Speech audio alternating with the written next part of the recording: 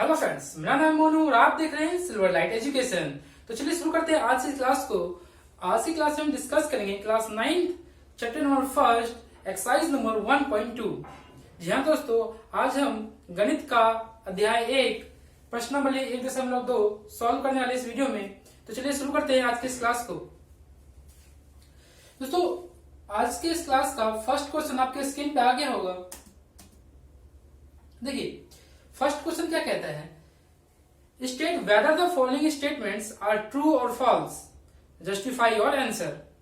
नीचे दिए गए कथन सत्य है या असत्य, कारण के साथ अपने उत्तर दीजिए। तो हमें इन सब जो कथन हमको गिवन है ना, जो स्टेटमेंट हमको यहाँ गिवन है, उनको बताना है कि ये सही है या गलत है। और सही है तो उसका कारण बताना है, या गलत है तो उसका कारण बताना है, गलत क्यों है या सही क्यों है। ओके, पहला स्टेटमेंट क्या कहता है, every irrational number is real number. प्रत्येक अपरिमेय संख्या एक वास्तविक संख्या है। क्या ये सही है? जी हाँ दोस्तों, बिल्कुल सही है। क्योंकि ठीक है, आपने फर्स्ट क्लास में, जब मैंने आपको फर्स्ट क्लास इस चैप्टर का दिया था, उसमें बताया था कि इरेशनल नंबर क्या होता है, रैशनल नंबर क्या होता है, रियल नंबर क्या होता है। तो आपको पता होगा इन सभी, अगर उनको आपने देखा है, सही से समझा है, तो आपको पता होगा कि स्टेटमेंट किस तरह से सही होगा। वहां आपने इस तरह के कई क्वेश्चन सॉल्व किए थे। ओके, तो आप ये क्वेश्चन जवाब दे सकते हैं, लेकिन मैं बताता हूं यहाँ पे आप कैसे करेंगे इसको। देखिए, ये स्टेटमेंट ट्रू है ना? क्यों ट्रू है वो देखते हैं। देखिए, बोला है कि जितने भी इरेशनल नंबर होते हैं वो रियल नंबर होता है ना। जितने भी अपरिमेय संख्या हैं वो क्या है, वास्तविक संख्या होती है। आप सभी को पता है, जो रियल नंबर होता है ना, जो वास्तविक संख्या होता है, वो कलेक्शन है किन नंबर्स का, रैशनल नंबर और इरेशनल नंबर का, है ना। मीन्स जो रियल नंबर है ना, वो रियल नंबर किनको मिला के बनता है, रैशनल नंबर और इरेशनल नंबर मिलके क्या बनाता है, रियल नंबर। तो ऑल्सो हम कह सकते हैं कि जो इरेशनल नंबर होते हैं वो रियल नंबर होते हैं। ओके, जितने भी इरेशनल नंबर है वो रियल नंबर होगा, क्योंकि रियल नंबर में रैशनल नंबर तो आते ही है ना, सारे इरेशनल नंबर में आ जाते हैं, सारे रियल नंबर भी आ जाते हैं, मतलब रैशनल नंबर भी आ जाते हैं रियल नंबर में। ओके, तो हम कह सकते हैं all rational number are real number. देखिए, आपकी स्क्रीन पे स्टेटमेंट आ रहा होगा एक, because we know that a real number is collection of rational number and irrational number. आपने फर्स्ट क्लास में पढ़ा है कि जो रियल नंबर होता है ना, वो कलेक्शन होता है किन किन का, इरेशनल का और रैशनल का। ओके, इसको हिंदी में देखेंगे ना आप, तो ये सत्य स्टेटमेंट है, मतलब जो कथन है ना, वो क्या है, सत्य है। क्यों? आपकी स्क्रीन में देखिए स्टेटमेंट आ रहा होगा इसका भी, क्योंकि हम जानते हैं कि एक वास्तविक संख्या, परिमेय संख्या और अपरिमेय संख्या का संग्रह, यानी कि समूह है ना। मीन्स एक ऐसा समूह है वास्तविक संख्या का जिसमें अपरिमेय संख्या भी आती है और परिमेय संख्या भी आती है। ओके, तो हम कह सकते हैं अपरिमेय संख्या इज रैशनल नंबर, यानी कि वास्तविक संख्या है। ओके, ये क्वेश्चन आपको समझ में आ गया होगा। और आपको कोई डाउट होता है, इसमें समझ में नहीं आता, तो आप पहले फर्स्ट एंड सेकंड वीडियो देखिए, आपको समझ में आ जाएगा अच्छे तरीके से। चलते सेकंड पार्ट की तरफ। देखिए, इस क्वेश्चन का सेकंड पार्ट क्या कहता है।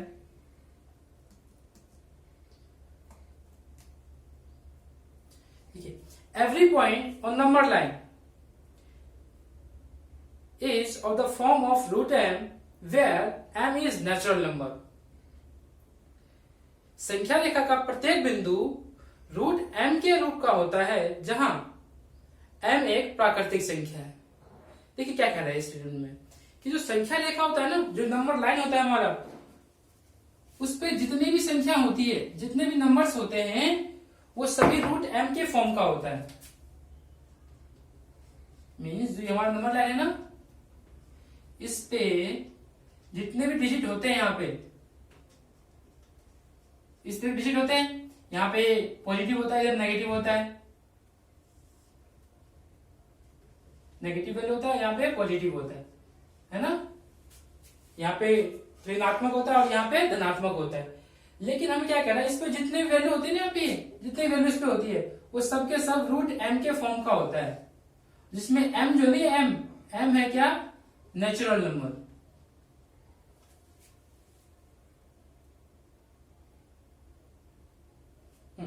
एम जो है इसमें क्या है, नेचुरल नंबर। ये एम हमारा क्या है, नेचुरल नंबर। ओके, तो मीन्स अगर मैं रूट के अंदर कभी भी नेचुरल नंबर रखता हूं तो क्या मुझे नंबर लाइन के सारे डिजिट मिल जाएंगे? ये स्टेटमेंट कह रहा है कि हमें मिल जाता है, हमें चेक करना है कि हमें मिलता है कि नहीं मिलता है। तो दोस्तों हमें सारे नंबर नहीं मिल पाएंगे, क्यों? क्योंकि नेचुरल नंबर जो है ना वो हमेशा पॉजिटिव होता है, मीन्स 1 से शुरू होता है और इस तरह से आगे बढ़ता जाता है। नेचुरल हमेशा क्या होता है? पॉजिटिव फॉर्म में होता है। तो नेगेटिव वैल्यू तो मिलेगी नहीं ना, पॉजिटिव तो मिल भी जाएगी, लेकिन नेगेटिव कैसे मिलेगी? नेगेटिव तो मिलेगा ही नहीं। तो नंबर लाइन पूरा हुआ क्या? नहीं होगा। देयरफॉर हम क्या कहेंगे? स्टेटमेंट क्या है? फॉल्स है।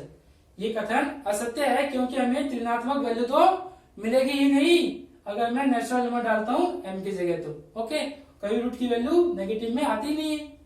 ओके, समझ में आ गया आपको कि हमें नेगेटिव वैल्यू कभी मिलेगा ही नहीं, क्योंकि हम हमेशा पॉजिटिव डाल रहे हैं। ओके, तो इसका स्टेटमेंट देखिए आप क्या लिखेंगे, ये हमारा स्टेटमेंट हो गया फॉल्स। इसका रीजन देखिए आप क्या लिखेंगे, आपके स्क्रीन पे आ रहा होगा। Because we know that we can not get a negative number after taking square root of any natural number। अगर मैं किसी भी नेचुरल नंबर का स्क्वायर रूट लेता हूं तो मुझे हमेशा पॉजिटिव वैल्यू मिलती है, नेगेटिव तो मिलेगी ही नहीं। देयरफॉर ये स्टेटमेंट क्या हुआ? हमारा पूरा नहीं हुआ, ये नंबर लाइन पूरी नहीं हो पाई हमारी। ओके, हिंदी में क्या कहेंगे इसे?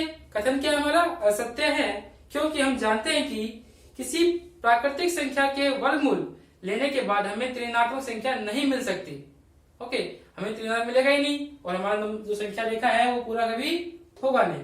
देयरफॉर ये स्टेटमेंट हमारा गलत। और रीजन इसका क्या है? हमें नेगेटिव वैल्यू नहीं मिलती है किसी भी नेचुरल नंबर को रूट के अंदर लेने के बाद या उसका स्क्वायर रूट निकालते अगर हम इसमें से किसी भी डिजिट का आप स्क्वायर रूट निकालिए आपको नेगेटिव वैल्यू नहीं मिलेगा। ओके, तो आप नेगेटिव वैल्यू कहां से लाएंगे? देयरफॉर ये स्टेटमेंट क्या हो गया? हमारा गलत हो गया। चलते हैं थर्ड पार्ट की तरफ। देखिए थर्ड पार्ट क्या कहता है।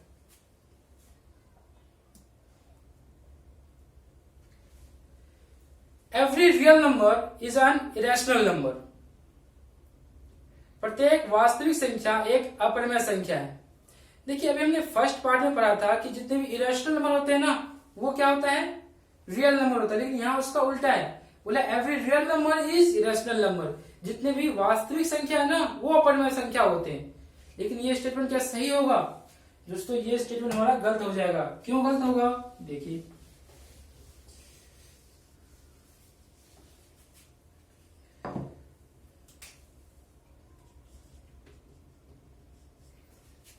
उसको बोला कि जितने भी रियल नंबर होते हैं ना, जितने भी वास्तविक संख्या होते हैं वो सब के सब क्या होते हैं? इरेशनल।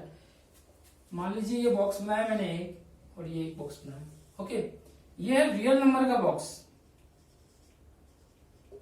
और ये है इरेशनल नंबर का बॉक्स। ओके, तो रियल नंबर में जितनी भी संख्या आती है वो सब के सब इरेशनल होता है, ऐसा बोला इसने। जितने भी वास्तविक संख्या होती है ना वो सब के सब क्या होता है? अपरिमेय संख्या होता है, ऐसा स्टेटमेंट कह रहा है। लेकिन कैसा होता है? रियल नंबर में दो तरह के डिजिट होते हैं, एक तो इरेशनल नंबर होता है, दूसरा रैशनल नंबर होता है ना?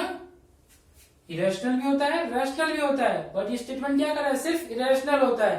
तो जो गलत हो गया ना, इसमें दोनों होते हैं, इरेशनल भी होता है, रैशनल भी होता है। तो एक रियल नंबर जो है वो इरेशनल भी हो सकता है, रैशनल भी हो सकता है, अपरिमेय भी हो सकता है, परिमेय भी हो सकता है। लेकिन स्टेटमेंट क्या कह रहा है? सिर्फ अपरिमेय होगा। तो ये गलत हो गया, हम लिखेंगे स्टेटमेंट हमारा क्या हो गया? फिर से फॉल्स हो गया, ये असत्य हो गया। देखिए रीजन आप क्या लिखेंगे इसका, आपके स्क्रीन पे आ रहा होगा। देखिए because we know that a real number is the collection of both rational number and irrational number. क्योंकि हम जानते हैं कि वास्तविक संख्या, परिमेय संख्या और अपरिमेय संख्या दोनों का समूह है। ओके, तो ये स्टेटमेंट था आपका क्वेश्चन फर्स्ट के लिए। तो यहां पे हमारा क्वेश्चन फर्स्ट खत्म होता है। चलते हैं exercise number 2 question number second की तरफ। देखिए सेकेंड क्वेश्चन क्या कहता है? Are the square root of all positive integer irrational. Means जितने भी पॉजिटिव इंटीजर होते हैं ना उनका मैं स्क्वायर रूट निकालूं तो हमेशा इरेशनल आएगा, ऐसा स्टेटमेंट कहा हमको। ठीक है, ये स्टेटमेंट ऐसा कह रहा है। क्या ये स्टेटमेंट सही है? आप बोलेंगे नहीं ये सही नहीं है। तो अगर आप बोलते हैं ये सही नहीं है तो आपको इसका एक एग्जाम्पल देना पड़ेगा। आगे लिखा हुआ है give an example of the square root of a number that is a rational number. अगर वो इरेशनल नहीं है तो रैशनल होगा। ओके, या तो इरेशनल हो सकता है, इरेशनल हो सकता है ना। तो देखिए हिंदी में क्या कह रहा है, क्या सभी धनात्मक पूर्णांक के वर्गमूल अपरिमेय होते हैं। मतलब जितने भी धनात्मक पूर्णांक है ना उसका मैं वर्गमूल निकालूंगा तो हमेशा क्या बोल रहा है, अपरिमेय आएगा। ऐसा नहीं तो ना, परिमेय भी आ सकता है। तो क्या हो गया स्टेटमेंट, गलत हो गया। अगर गलत है यानी कि नहीं, ऐसा नहीं होता है, तो आप क्या करेंगे, इसका एक उदाहरण देंगे। तो एक ऐसी संख्या के वर्गमूल का उदाहरण दीजिए जो एक परिमेय संख्या हो। ओके, तो देखते हैं इसका क्या उदाहरण है और ये कैसे गलत है।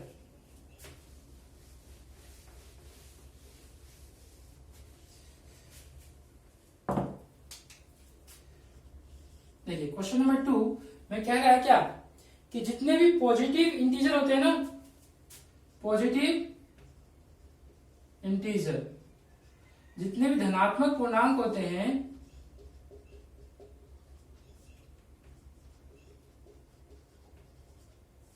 जितने भी धनात्मक पूर्णांक होते हैं ना वो सभी जब उनका मैं वर्गमूल निकालता हूं, रूट निकालता हूं, तो क्या होगा, मेरा हमेशा अपरिमेय संख्या आएगा। बताइए मुझे क्या क्या पॉजिटिव इंटीजर होता है, 1 होता है, 2 होता है, 3 होता है, 4 होता है, 5 होता है, इस तरह से सब पॉजिटिव इंटीजर हैं। और मैं इनको अगर रूट के अंदर डालूंगा तो क्या हमेशा अपरिमेय आएगा। डाल के देखते हैं।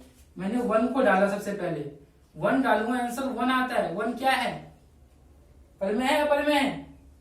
दिस इज रैशनल नंबर, परिमेय संख्या ये है ना। अगर मैं 2 को डालता हूं, बट ये क्या है, इरेशनल है, अपरिमेय है ना। √2 का तो √2 होता है, अपरिमेय होता है कि उसको हम सॉल्व नहीं कर सकते ना, पॉइंट पे वैल्यू आती है इसकी। देखिए 3 का निकालिए, 3 भी क्या है, इरेशनल है। बट 4 फिर से आ गया, 4 का क्या होता है, 2 होता है आंसर वाला, है ना। तो ये क्या हो गया, ये तो रैशनल हो गया ना, परिमेय हो गया ये। और समझ में आ गया आपको। 5 का फिर से क्या होगा, अपरिमेय होगा। लेकिन यहाँ पे हमने देखा क्या कि पॉजिटिव इंटीजर जितने भी है ना, धनात्मक पूर्णांक, उनका जो हम रूट निकालते हैं, स्क्वायर रूट निकालते हैं, वर्गमूल निकालते हैं, तो वहां पे हम देखते हैं क्या वो आंसर जो आता है हमारा परिमेय भी आता है और अपरिमेय भी आता है। रैशनल में भी आंसर आता है और इरेशनल भी आ सकता है। दोनों चांस है कि कुछ भी आ सकता है। लेकिन स्टेटमेंट कह रहा है कि सिर्फ इरेशनल आएगा। ये स्टेटमेंट क्या हो गया, गलत। नो, ऐसा नहीं हो सकता, ये दोनों आ सकता है। हमने एक एग्जांपल लिया, मान लीजिए हमने एग्जांपल लिया √9 एग्जांपल लिया, इसको सॉल्व करेंगे, 3 आएगा। 3 इज ए रैशनल नंबर।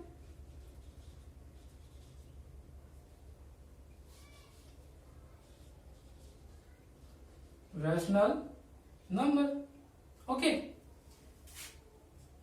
नहीं, √9 इज इक्वल टू में 3, वर्गमूल 9 का वर्गमूल 3 होता है, जो कि एक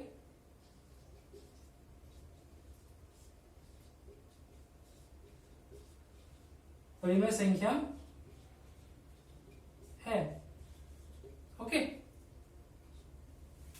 समझ में आएगा आपको कि किस तरह से हम कह सकते हैं कि जब किसी भी पॉजिटिव इंटीजर यानी कि धनात्मक पूर्णांक का हम वर्गमूल निकालते हैं, यानी कि स्क्वायर रूट निकालते हैं, तो दोनों आंसर आता है हमारा, परिमेय भी आ सकता है और अपरिमेय भी आ सकता है।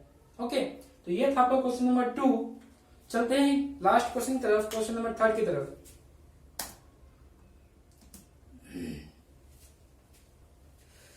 देखिए फ्रेंड्स, थर्ड क्वेश्चन क्या कहता है, so how √5 can be represent on number line.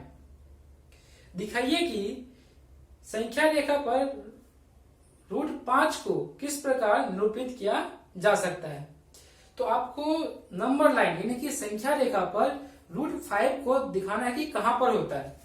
अगर मैं बोलता हूं आपको कि 5 को नंबर लाइन पे शो कीजिए, आप बहुत आसानी से कर सकते हैं, है ना।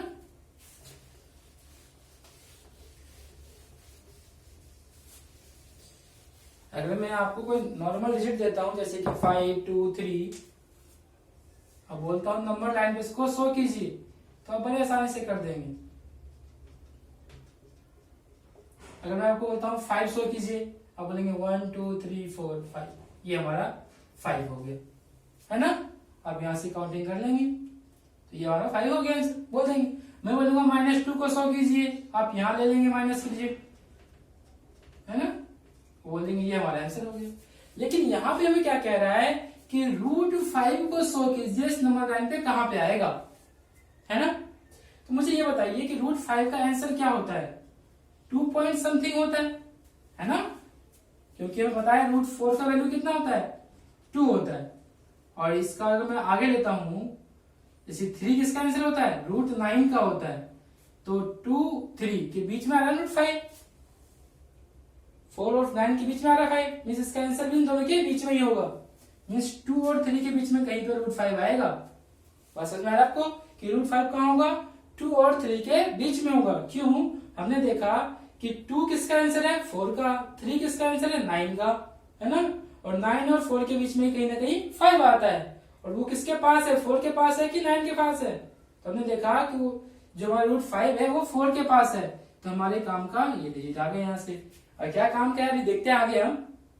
देखिए, तो आपको यहाँ से इतना समझ में आ गया, जो हमारा √5 है इस नंबर लाइन पे इन दोनों के बीच में कहीं आने वाला है, लेकिन एग्जैक्ट कहां पे है वो, उसे कैसे फाइंड करें, वो सीखना हमें इस क्वेश्चन के अंदर। देखिए कैसे करेंगे, इतना समझ में आ गया आपको कि यहाँ पे कैसे आया। ओके, अब देखिए आप आगे हम क्या करते हैं।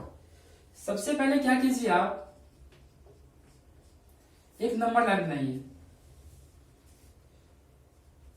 और दोस्तों देखिए आप सिंपल बना सकते हैं इसको, स्केल लेकर के कि ये हमारा 0 हो गया, ये 1 सेंटीमीटर, 2 सेंटीमीटर, 3 सेंटीमीटर, 4 सेंटीमीटर, इस तरह से। ओके,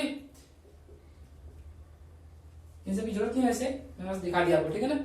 लेकिन इस तरह से आप बनाएंगे ना तो आपका जो डायग्राम बनेगा बहुत छोटा बनेगा। तो इसका इलाज क्या है, आप क्या करेंगे, इस नंबर लाइन को बड़ा बनाएंगे। और किस तरह से बनाएंगे वो देखिए, मैं बताता हूँ। आप ना 2 सेंटीमीटर को एक यूनिट मान लीजिए। क्या मान लेंगे, 2 सेंटीमीटर को एक यूनिट, ठीक है ना। 2 सेंटीमीटर इक्वल टू में 1 यूनिट, यानी कि एक इकाई। 2 सेंटीमीटर बराबर में एक इकाई। ओके, ये आपको मान लेना है, हमने लेट कर लिया, ये माना हमने। ओके, अब इसके बाद देखिए क्या कीजिएगा, फिर से आप नंबर लाइन बनाइए, 0 लीजिए कहीं पे, मैंने 0 लिया। अब इसके बाद जो मैं पहला डिजिट लूंगा ना 1, वो कितना बड़ा होगा, 2 सेंटीमीटर का होगा। ओके, दूसरा फिर से 2 सेंटीमीटर, इस तरह से। ओके, ये आ गया हमारा, इधर की जरूरत नहीं है, हमने नहीं लिया। ओके, अब देखिए क्या करना है आपको। आप याद कीजिए, मैंने अभी आपको बताया था कि √5 किसके पास है, √4 के पास है ना, क्योंकि इसके ऊपर √9 आता है जो कि इससे बहुत दूर है ना। यहाँ पे 3 का डिफरेंस आ रहा है, यहाँ पे 1 का आ रहा है, तो हम इसी को लेंगे। ओके, तो हमने √4 को यहाँ लिया, और इसकी वैल्यू कितनी होती है, 2 होती है।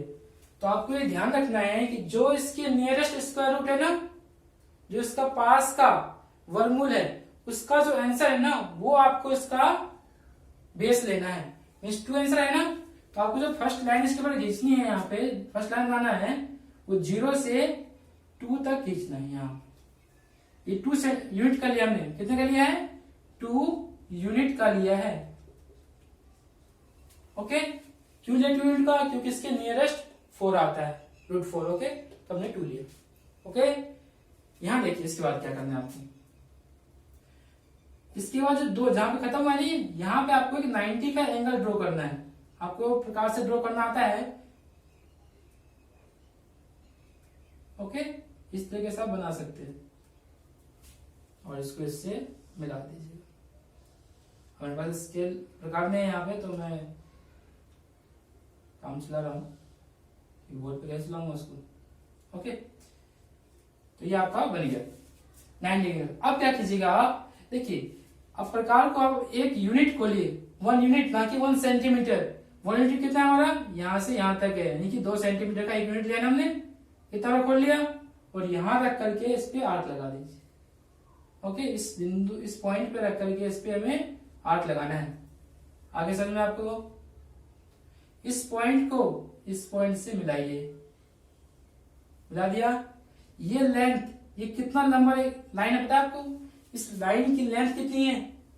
ना 2 है ना 3 है, इसकी लेंथ है √5। इसकी लेंथ है √5 यूनिट। और ये कितने का है? ये 1 यूनिट का लिया था हमने, ओके ना।